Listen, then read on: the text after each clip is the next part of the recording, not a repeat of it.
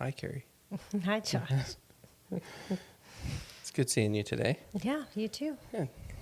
I'm glad that we're doing this topic because you came up with it, and so it made me where I didn't have to think as much. Oh, good. But I still found myself Thinking about it. thinking a lot about it, yeah. Pondering and brainstorming. Good. It is more difficult trying to figure out without your input What what I'm you thinking. want, which definitely fits with the topic of what we're doing today. Yeah, it really is. Yeah. It's a meta level with that. Yeah. It is, for sure. So just to let everybody know that's listening, we are going to talk about the right kind of conflict. And that's what we're going to get into when we come back. So don't go anywhere.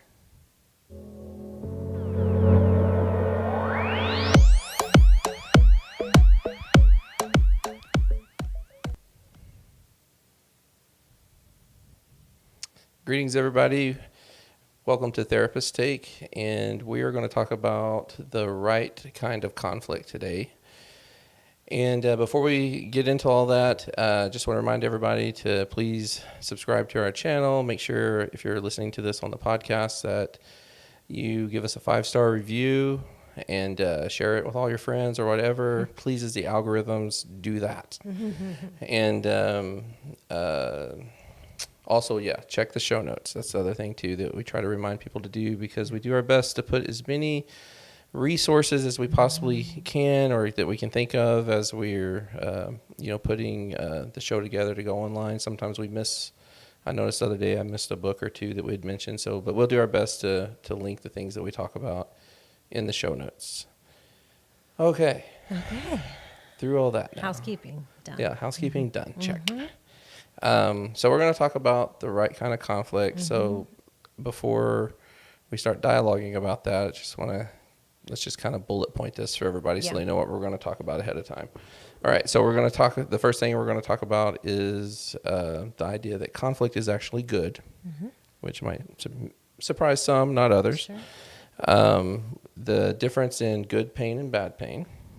And we're going to talk about that conflict resolution or managing conflict is not about winning or losing in relationships. And the last thing is that it actually opens doorways to intimacy. So that'll be the final thing that we talk about in 30 to 45 minutes. No problem. Yeah, Easy peasy. We're gonna solve the world's problems. All the communication, conflict resolution problems. Absolutely, we're gonna get it done. Yep. All right. So Josh, start. Well, I mean, I think that when we as we opened, I was like, you came up with this was when I asked you about this a few days ago. Hey, we need to decide on our topic for the podcast, and this was something that you immediately came up with, and then I immediately went into conflict because I'm like, she said the topic, but what is it? What are we going to do? I don't know. And I'm like brainstorming, trying to figure out what's in your mind. You handle it very gracefully, I will say. Thanks. Yeah. But just kind of start out with why is it that it popped into your head so quickly? I mean, that's probably the quickest you've ever come up with a topic. Okay. So it obviously was on your mind. Yeah, I mean, maybe it was fresh, but I mean, you and I both know that most people come to therapy, especially couples therapy, for communication and conflict resolution problems. Right? So I think it's also something that we do so frequently that it's kind of like baked into other things. I don't even know if we necessarily notice that, we address conflict resolution skills or barriers or whatever today when we're taking our notes, right? Yeah. But since we work in the field of betrayal trauma, conflict is it becomes somewhat of a different animal, I think, sometimes after a betrayal. And I think that sometimes that conflict can feel really scary and out of control.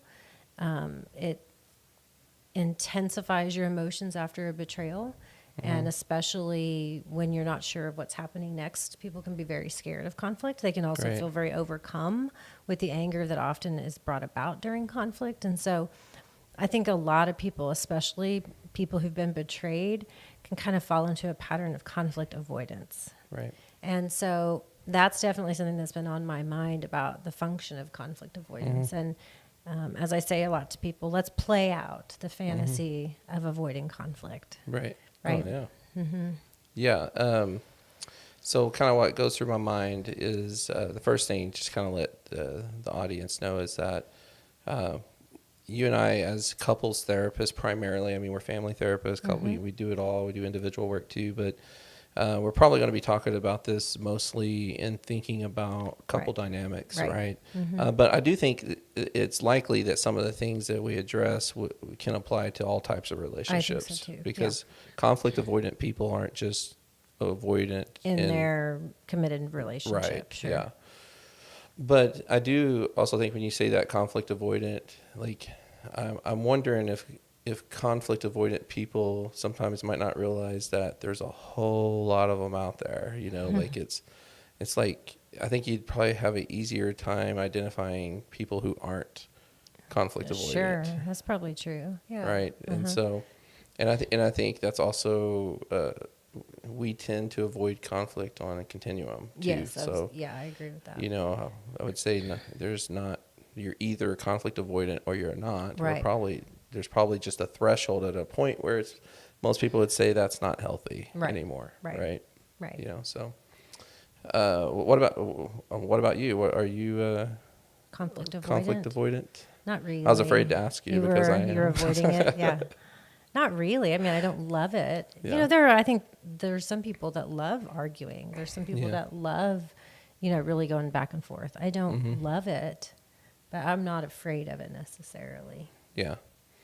But you are. Is that what you're hinting at there? It's weird with me. It's one thing we have joked around about as therapists for years is that, we become therapists so that we can help people with their problems because we don't want to deal with our own. Sure. Yeah. So it's kind of interesting because as a therapist, like I'm definitely not afraid of conflict, because that is what we do here. But I wouldn't say that I'm conflict avoidant in my life in general. I do think it's probably more situationally specific. Sure. And I've as the older I've gotten and the more self-aware I've become, I've been able to recognize those areas that have not been helpful. Yeah. And I think, anyways, I feel like I've been able to successfully recognize it and deal with it, and I feel like I'm definitely way less conflict avoidant than I've ever been in my life. I do think sometimes it surprises other people when I do tackle conflict because I do like things to just be nice. Well, you're a nice person. I'm a nice person. Right. Sometimes I can be not nice. Sure. And that can take people aback sure. sometimes. Yeah. It shocks them. Yeah. Yeah. And But it's so nice. It's a stark contrast. But yeah, I think for the there are certain types of you talked about like you don't like it, you're not drawn to it. I actually have realized like that at a point in time in my life, I started to realize that I am kind of drawn to it, and I'm the one that types out the long Facebook message and like, oh, I can't believe, and then I get to the end and I delete it. Like I very rarely will. I think it's maybe happened twice probably where I'm sending that and I'm changing the world, that one response. Everybody's going to see it my way, But I have many times spent 30 minutes writing out a message or something, and then I'll just end up deleting it. And so I don't know what that's about. No, you just needed to be putting it down was cathartic. Yeah. Right. Not this episode. That's what that's about. It's a different episode. It's a different episode. Yeah. Yeah. But let's talk about just the idea that conflict is good. Yeah. Or it can be good. It also can be bad, but it can be good. I often will ask my clients to remember and talk about a time when conflict was helpful. And some people can't come up with a memory, a real experience, but sometimes you can, right? And it can be in a workplace setting. It could be with a friend, right? It could be with a parent. Probably is a little harder with your committed relationship, but conflict is good, just like anger is good, right? It's about the idea that we've got to reorganize some boundaries. Some things have got to be known, uncovered, addressed. And the idea that you can avoid conflict and grow and be known and know somebody else, those two things just don't go together. Yeah. Right. Yeah, I'm glad you used anger as a comparison, because I think a lot of people, like if let's say a young couple has been married for, let's just say 5 or 6 years, and they're like, we never fight, we've never been in an argument, and I think most people would kind of be like, well, that doesn't sound right. Yeah. I get that, you don't want to be arguing all the time, but Right. that doesn't make a lot of sense that you never argued at all. It's like, just doesn't seem right. You live together and you don't know. And sometimes that's the case, but in my view, like, I also am alarmed by that, and a lot of times when that's the case, it's because there's conflict avoidance happening, and they're very good at it. Sure. And then a certain substance hits the fan, and it all comes spilling out. But as you said, like with anger, their anger can be good, it can be bad. Yep. If it's not managed correctly. But like, how would you tell the difference? So like, and by the way, for people listening to this, Carrie and I don't talk about these things in depth like this before, because we want it to be a raw discussion. So I really don't know what she's going to say right here. Whoa. But for you, Carrie, as a therapist, like, how do you determine the difference of like, this is good conflict, this is either not so good or bad conflict? Yeah, that's complex, right? I think first of all, that bad conflict is about trying to attack somebody else. It's a character assassination. It's about achievement. It's about making someone small so that you're big. It's about, hidden tactics, right? If I distract you with this argument, then other things happen. Secret agendas, those kind of things. That's bad conflict. Right. If conflict is also about power, right, and intimidation and bullying, that's bad conflict. That's not helpful. Right. That deteriorates a relationship. Right. Good conflict, I think, is honest. I think is self-facing, speaking for yourself and talking about what's going on for you. It's expressing versus concluding. Right? I feel this is what it seems like to me, those kind of statements. And I think that good conflict is also with the desire to be relieved of some of the intensity of the burden of these feelings. A lot of times I really want people that struggle with this to have an experience in therapy where they can have a fight, they can argue, they can disagree, and they can walk out and go, well, that feels better. I got that off my chest. Right. So I want you to start associating doing something that you're afraid of or, haven't done with an actual relief, right? Right. Yes. So I think if you're in conflict, to kind of get the extremes out of the way and you're seeing red, probably not good conflict, Right. Sure. by the way. Like, at least if you're going to respond, if you're not going to, like, I need a break Yeah. because I'm seeing red, but if you're like, no, I'm going for it, probably not anything good's going to ensue from there. Some of the extreme things, name calling, berating, like, but sometimes people they're not doing the extreme things and they're still in these negative, conflictual cycles. Sure. And I think one thing that you said that really stood out to me was that the ability to look at self, the ability to see your part in the problem, and when that's not there, I think a lot of times you're going to find yourself in unhelpful, interactions of conflict. Right. with You're each other, spinning right? in that kind of cycle again. Right. And it doesn't have to be, I don't think for people listening, I don't think it has to be, completely obvious that it was bad conflict either. I think, it's not like, the other person doesn't have to be crying at the end of it. It just wasn't helpful. It just, it really just genuinely didn't do anything good. Didn't move the needle. It didn't move the needle. Right. Yeah. Might move the goalpost. And that happens sometimes too. Normalizing, like sometimes, as my mom would say, you're just fussing, right? Sometimes you're just fussing. Just fussing and just expressing, right? And I don't know that could be conflict, that could not be, right? Yeah. But it doesn't necessarily move the needle. But good conflict does. Good conflict challenges you to see things differently, or you hear things differently. Perhaps it even opens up curiosity.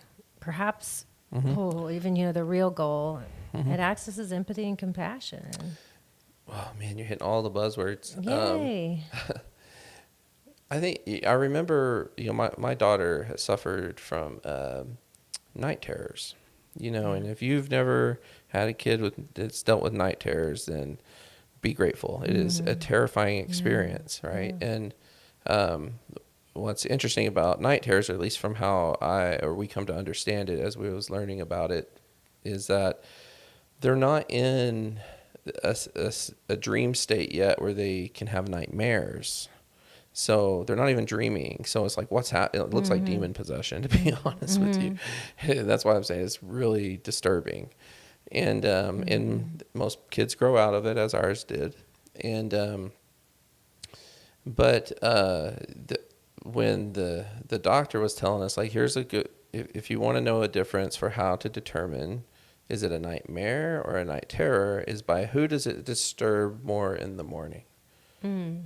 If it disturbs the parents more in the morning, it's probably a night terror. If it disturbs the kid more, it's probably a nightmare. Oh, wow. And because with night terrors, they don't even remember. Because they're not dreaming. State to remember. Right. Yeah. Okay. So I'm using that to illustrate that, if you're trying to determine, like, is our conflict being helpful or is it being unhelpful, is by examining what happens to you afterwards. Like, if you're after a heated argument, for example, and you are taking time to ask yourself, what happened? Like, what was going on for me? And maybe you would ask, I think in the best case scenarios, I wonder what was going on for my partner. But at minimum, you're like, what happened to me in that moment? And when I go back to my partner, that's what I'm going to talk about. I'm not going to talk about the thing that we were originally talking about. I'm going to talk about something happened to me. And we can get into trauma and attachment stuff at another time. But but if you, after the argument, if you're just stewing and you're fuming and you just can't wait to just go back and pick back up and I got a better case now and I'm really going to lay it out. I've got it. Yeah. Yeah. I think that's probably not good. Yeah. But so I think it goes back to, like, self-awareness. It's kind of, the ability to look at self and to take it up what we call a meta level, which now I'm not talking about the thing we're talking about. I'm talking about the thing that's driving the thing. You're right. The thing that's driving the thing, right? Yeah. And I think that in the spirit of self-awareness can kind of lead us into our next topic, which is where does this idea of good pain versus bad pain come in? Yeah. And this is trauma type talk. This is trauma talk, right? But we'll often tell our clients, pick your pain, right? You can avoid conflict. Yeah. And what pain do you experience, right? You can have the conflict, and what pain can you experience, right? And I like to talk about that, right, with clients. Right. Let's play that all the way through, ride that train to the last stop, right? If you avoid this all the way, what will you gain? But what hurts, right? And if we address it, what do you gain and what hurts, right? Right. But picking your pain is scary because a lot of times we'll pick the familiar pain. Yeah. Then we'll pick the risk of stepping into the ring and really going back and forth. Yeah. Right. Right, with conflict. Yeah. Yeah. And some people, when I mention the idea of good pain versus bad pain to clients, for example, many of them really don't, they have no concept of this. They have no point of reference. Like all they've experienced, when I say all they've experienced, but often, most of their experience, especially in childhood, when it comes to pain, is bad pain. Like good pain versus bad pain. Right. You start putting it into like you start talking about in medical terminology, and you start talking about how doctors, Right. and then people start, okay, like physically they can understand, Right. or physiologically that, you know, so if you're healing from something, a doctor might want to know, like, hey, does it hurt when this happens? You're like, yes, that hurts. He's like, okay, that's normal. Right. That's what we would expect. Right. That's That's the how good we know pain. it's healing. That's good pain. But then you're like, hey doc, I just, had surgery on my elbow, but my neck hurts. It's like, whoa, that's not supposed to happen. Right. Right. So now that's at least a minimum an alarming pain Mm-hmm. that needs to be explored, right? Yeah. And so I think that what happens a lot of time with people when they get into conflict and they're having trouble managing it is that pain is pain is pain. Right. Right. Right. And so they're experiencing actually a good pain, but they don't recognize it as a good pain. Sure. And they respond to it if it's a bad pain, and Right. then so on and so forth. Right. Right. It is hard to discern, right? I mean, I do think, you think about kids, right, when they're not feeling well or they're hurt, right? They don't know in their first experiences, like, oh yeah, that's supposed to hurt, right? Or Right, whatever. yeah. But clients often don't know that as well. They don't know the difference. And I think that a lot of times to try and start helping people discern or like start creating a continuum, right, from good to bad pain. First of all, is normalizing it's all pain. Right. And then second of all, that I think good pain comes from a place of truth, comes from a Right. place of honesty, comes from a place of intent to reveal and build accountability. And I think bad pain is covering up, creating secrets, kicking the can down the road, whatever. Yeah. Right. And that takes work to start to try and tease that stuff out. Yeah. So I just want to give an example that I use sometimes to kind of, just illustrate, what this, might look like in Okay. terms of like good pain and bad pain. Is that nobody would, any self-respecting person, but also just any good person really doesn't really intend to want to hurt anybody's feelings, especially their partners. Right. Right. And so they will avoid it at all costs. That's when you're conflict avoidant, right? Because, well, that's pain, and I don't want to create pain, So I get it. Like, okay, we're not going to intentionally hurt anybody's feelings, but you have to be able to talk about things that bother you. Yeah. And you're married to a human being, or you're in a committed relationship Right. with a human being who is likely going to do or say something that's hurtful, and you got to be able to address that. It doesn't even have to be something that them saying something that's hurtful, just be something that isn't going to work for you, at least long term, and so you got to be able to bring it up. They're like, but if I bring it up, they at least intuitively know it's going to hurt their Right. feelings at least a little. Right. And I tell them, like, you can use all the methods that you learn in self-help books or what your therapist taught you Right. to offer as much cushion as you possibly Right. can. But Right. when the words come out of your mouth, it's just going to sting a little, but that's okay. That's good pain. You have to be willing to let your partner's feelings be hurt by your experiences of them, and it's not even hurt feelings sometimes. It's like just people don't even want their partners to be confused, or Right. they don't even want to have an opposing opinion, Right. because it Right. generates conflict, Right. and Right. so just want to keep the peace. That's Right. all I'm about. And then I'm being not a good person. I'm being Right. difficult or whatever Yeah. that fear narrative. Yeah, my job, I think this is especially true for men, but I don't think it's universally true for men. But that my job is to, minimize chaos and create as much order as possible. And they say, like, this sounds, Josh, like what you're saying is I need to introduce chaos. I'm like, that's exactly what I'm saying. Because Good chaos. well, yeah, I think when you're doing Yeah, it, no, yeah. Yeah. Right. because I'm glad you said that, because when you do it the other way, when you operate from that perspective, that my one job is to eliminate chaos and create order, you sometimes will find yourself creating a much bigger mess. Absolutely. And the same is for the traditional sense that women are supposed to be kind and understanding and forgiving and peace seeking, right? And so what kind of person, right? What kind of person would bring this up, right? Right. So what is one of the common things we see women often doing who are trying to combat that, is that they're going to be conflicting and then try to take care of the other person while they're doing it, right? Which is, it's okay. Like you don't have to make sure they're okay for you to say you have a problem with something, and so we can go on and on about that. We can, I know. All right, so let's talk about, I think this one definitely is a big one, that because you kind of mentioned this in our, as you were talking about the first point we were making, it's not about winning or losing when it comes to relationships. And so one of the most common phrases I hear people say when they're in a couple relationship is, I'm damned if I do, I'm damned if I don't. Right. Or I can't win for losing. Right. Yep. Something that kind of implies that there is some kind of,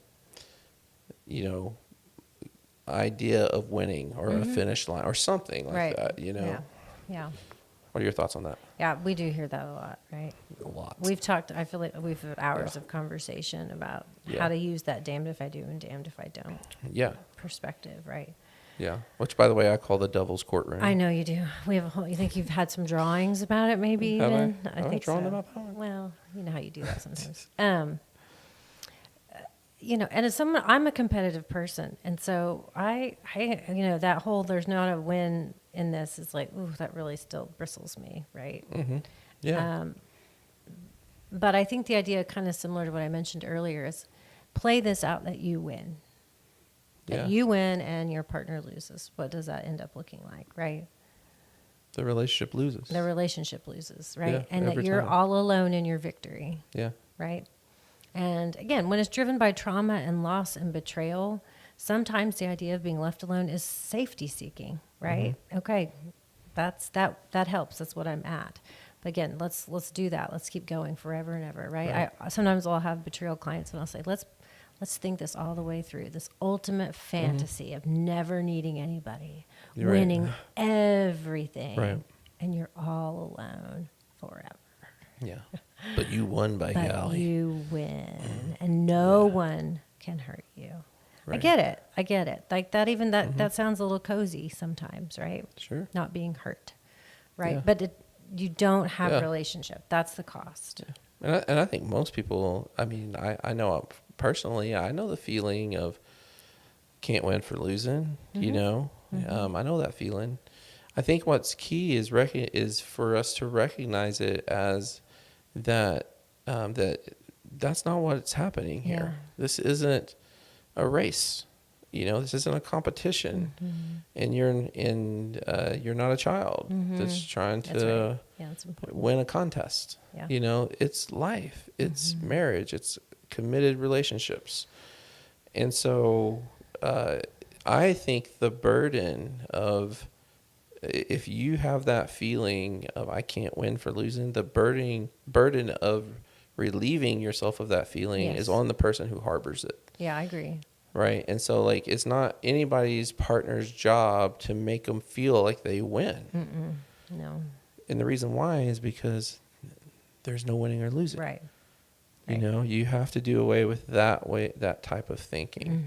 And that's why I like using the devil's courtroom as an example. I started thinking about this because it's an interesting thing to say out loud, right? I'm damned if I do, damned if I don't. It sounds very spiritual, like I'm damned. I'm going to hell. Up against the fates, yeah. Right. And so I call it the devil's courtroom because you go into the devil's courtroom and you can plead your case. You can have a really good case, an airtight case. It doesn't matter. You're going to hell. Why? Because you're in the devil's courtroom. There's only one way out. Right. The devil's the judge, jury, executioner. The decision has been made. Sure. So then what happens is like, if I'm not the devil, or I mean, if my partner's not the devil, then I'm going to take the horns off of their head and put them on my head. But that's not going to work either. Like, and so you just have to realize the reality is that you're not in a courtroom at all. Yeah. I mean, Yeah. maybe it's more like a place of healing, and there's no damnation. There's no, I don't know what the opposite of that is. It's just being and trying to work through conflict. And I think that's often kind of like when clients feel that way, like a strategy is to say, I'm feeling damned if I do and damned if I don't. Right. I'm feeling backed into a corner. And the acknowledgement of that with your partner, by using those words to describe that scenario, that position that you're in, you're actually starting to make room for negotiation. Yep. You're starting to create the possibility that there is a win-win. Yes. Right? And not a damnation. Yeah. Well, and I also think that when you start getting good at that piece of it, because I do think that's step one, and or two or something, somewhere in the beginning stages, right? You eventually will start creating the proper language to describe this phenomenon. Yeah. And so you will stop using words like, I can't win for losing. Right. And you'll start understanding the conflict for what it is, that you're two grown people trying to manage grown-up situations. You don't win, you don't lose. You got to work things out. That's right. It's part of what it means to be in relationships. And when you do it well, you don't free yourself of conflict. You're able to use it as a growth mechanism. That's right, which is the last point. Oh, Josh, well done. great segue, Josh. Josh, high five. That's what's happening in my mind. I right know now. it is. Great. Yeah. I know. Yeah. But that's so the last point is that when done well, it opens up doorways for intimacy. It does. Yeah. Again, because intimacy requires what? That you're honest, that you're transparent, that you're genuine. Right.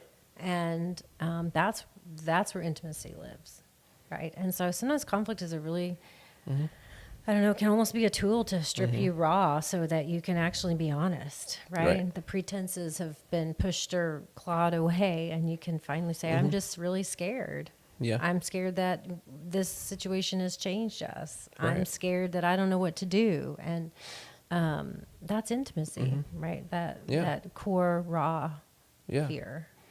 Right. And just to kind of be clear too, it's not in the bedroom intimacy that can happen, but it's, when we talk about intimacy, we're talking about that connection. It's very important to distinguish. Sex and intimacy are not synonyms. Right. Right. But, the more intimacy you have, I think the quality of sex will be there, right? Sure. Or can be. Again, another topic for another day. But one thing that I want to say to that, though, is that a lot of people might hear, or at least that's where my mind went, is that, conflict can lead to, healthy conflict can lead to intimacy. And then your brain might go, ultimately, in my mind, the ultimate form of couple intimacy is sexual intimacy. Yeah. It's a very special form of intimacy. And you might think of makeup sex. Oh, yeah. Right? And makeup sex is a thing. But makeup sex isn't, I'm mad at you, you're mad at me, let's just go have sex and just forget about it. Yeah. Right? That's not a conflict avoidance tool, that's actually. definitely a conflict avoidance Sure. strategy. Right. Yes. Makeup sex is that we just kind of dealt with something difficult and something hard, and we saw each other. We heard each other. Right. We worked it out like pros, and it feels really good to have that depth with each other and that connection. And it just can naturally lead to wanting to have more. Yeah. It doesn't always, so don't get your hopes up every time. But when it does, when makeup sex is the kind of one of the outcomes of that, it's a very special experience. Sure. Yeah. So. Yeah, I think it, sometimes makeup sex can feel, have kind of its own category, for lack of a better word, of sex because you've kind of cleared the air, right? The Mm-hmm. conflict has led it to, like you're saying, to actually feeling more connected. It's cleared the air.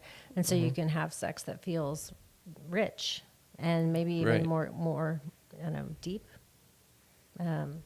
And so, yeah, I didn't go to make up sex right away, but thank you, Josh, for bringing that up, right? But that's a part of it, right? Not helping the stereotype. Sure. There, I think often I'll use the words emotional intimacy to help people start to grow in maybe the way that they define and look for intimacy. But conflict is an opportunity to, be truly who you are. And you have to recognize that from the time we're probably beginning adolescence, we're already trying to learn how to survive this world and chip little parts of ourselves off that aren't as well understood or well received by others, right? Yeah. And so it's really courageous to kind of do that. Well, this is me, right?